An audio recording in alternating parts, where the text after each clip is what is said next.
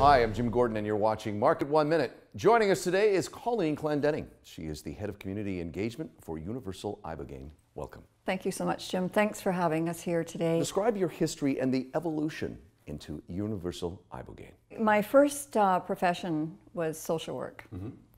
And that sort of transitioned into what they called community planning, community relations. And I was part of an evolution in the healthcare decision-making process in about 1993. And at that time, I was sent all over the city, everywhere. And in that was to open up the way they were trying to make decisions in healthcare, which originally it was a centralized system, which was from the Ministry of Health, and what they wanted to do is disseminate decision-making into more regional community base. And in that process, what they did is they said, you need, Colleen, to go down to the Downtown Eastside. And that started a journey, which was, they called it at that point, the burgeoning epidemic of opiate addiction. And indeed it was. Yeah. There was a fellow named Donald McPherson, and he's an extremely important person in my story because he recognized that there was something that needed to be done. Now, I'm not going to say it's the perfect solution, but what he did is he was instrumental in what they called the 4 pillars, and that is what we kind of know as harm reduction today. They were trying to decriminalize the drugs. They were looking at solutions, and within that model of harm reduction, 4 pillars, opiate replacement therapy, which was methadone and Suboxone. Now think about that. In 1993 to 1996, that is still the solution.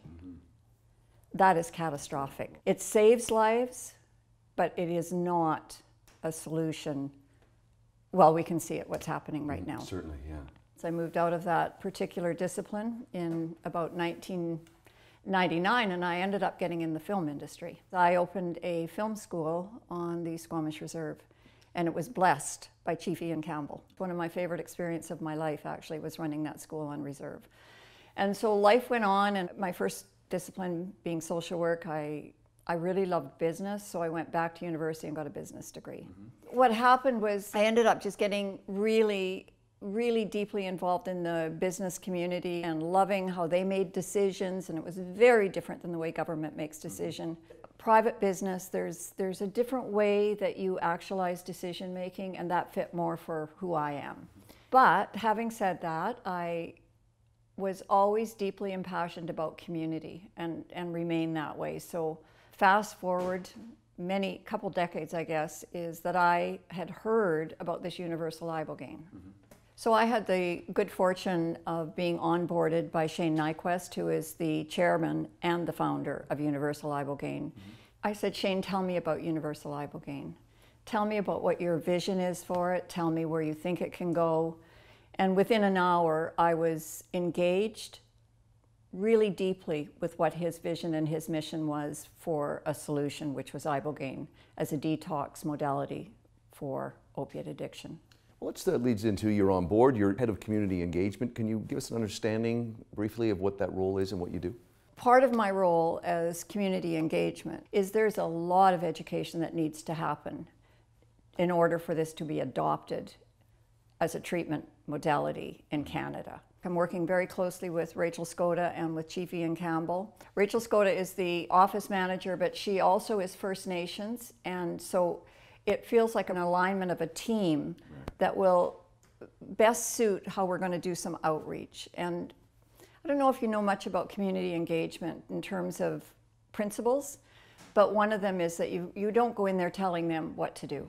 And you sure don't go into First Nations and tell them what to do. Right. So some of the principles that we have to educate in a capital market setting is that we go in and we are asking a community, what's your experience? What do you know about Ibogaine? What do you feel you need in your community? How can we help? Where do you envision the next steps to help with the advancement then when you're hitting with these kind of roadblocks every way? Well, I would say that one of the things that we have to do is educate. Clearly we need education in the community. Shane Nyquist would say the court of public opinion, we've got to get them behind us. That's what community will do. I mean, we all have seen that when Black Lives Matter, when you get a community involved in a movement. You have changes in policy, and that is something that we need to do. We need to be more proactive in how we're approaching our treatment, our solution, as well as respecting that, you know, we've got Health Canada, of course, wants to have a safety protocol in place. They want to be assured that when we go into clinical trials that there is an efficacy plan. Cancun has done 3,700 plus treatments. Right. And they've done them without any adverse effects, which means nobody died. They have proven this. They have proven their safety protocol. What we have to do is get our country to accept and acknowledge another country's success. And we're not there yet. We're moving in that direction. Last question here. It was recently highlighted in an interview with Dr. Bonnie Henry that the opioid overdose epidemic is as impactful as the COVID-19 pandemic. Can you talk a little more about that? So Bonnie Henry was interviewed, and I think it was one of the most compelling interviews because she is a spokesperson for COVID, and I think she almost, and I don't mean to use this, but she has celebrity status in that, and she's recognized internationally as a leader and how she's managed COVID. But on the interview that I'm alluding to is that what she said is that there was 170 deaths in May, but let's elaborate on that. There's over 540 deaths since January of 2020. We have paled in our approach and solution to the opiate overdose and the opiate crisis. Now that is in British Columbia, but she's also speaking into a national demographic. And I think we need to onboard and talk with Bonnie Henry because I believe that she cares and she's a strategist and she's on top of like finding solutions, and I really respect her. Colleen, this is fascinating. We appreciate your insights on this. We wish you the best of luck going forward, and thank you for joining us here today. Thank you, Jim. Welcome. Hi, I'm Jim Gordon. Thanks for watching this Market 1 Minute on YouTube. If you want to keep up to date with other videos that we're putting out, you can click subscribe just below me or click on this list to see other great videos from Market 1. And thank you again for watching.